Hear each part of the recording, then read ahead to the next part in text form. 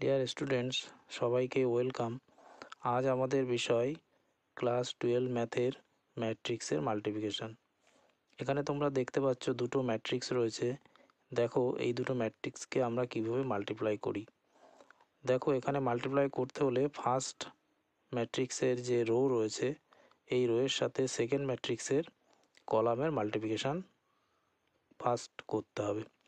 প্রথমে দেখো তাহলে কি করব, ফার্স্ট রোয়ের ফার্স্ট এলিমেন্ট কী রয়েছে 2, তাহলে 2 এর সাথে 5 মাল্টিপ্লাই করব।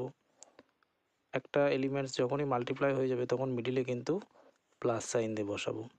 তারপর দেখো 5 এর সাথে 50 মাল্টিপ্লিকেশান করব। হয়ে গেল, ফার্স্ট রোয়ের সাথে ফার্স্ট কলাম, আবার সেকেন্ড রোয়ের সাথে ফার্স্ট কলাম মাল্টিপ্লাই হবে, তাহলে 8 এর সাথে 5 মাল্টিপ্লিকেশান হবে। যখনই একটা এলিমেন্টস মাল্টিপ্লাই হয়ে গেল তখন মিডিলে কী করব, প্লাস দিয়ে দেবো। আবার 10 এর সাথে কী হবে, 50 মাল্টিপ্লিকেশান হবে।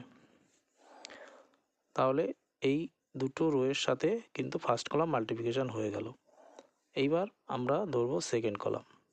সেকেন্ড কলামের সাথে first row and second rho multiplication হবে। কীভাবে করব, 2 এর সাথে 4 মাল্টিপ্লিকেশান করব।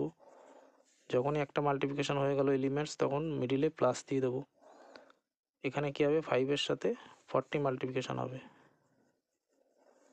আবার নিচেই বসাবো, 8 এর সাথে 4 মাল্টিপ্লিকেশান হবে, 8 ইন্টু 4, প্লাস 10 এর সাথে 40 মাল্টিপ্লিকেশান হবে। হয়ে গেল আমাদের মাল্টিপ্লিকেশান টোটাল। এবার এগুলোকে ক্যালকুলেট করে বসিয়ে দিতে হবে। এখানে এটাকে ক্যালকুলেশন করলে হবে 260 ডিভাইডেড বাই, এটাকে করলে হচ্ছে তোমার 540, এটা করলে হচ্ছে 208, এটা করলে হচ্ছে 432। এটাই হচ্ছে ম্যাট্রিক্সের মাল্টিপ্লিকেশন।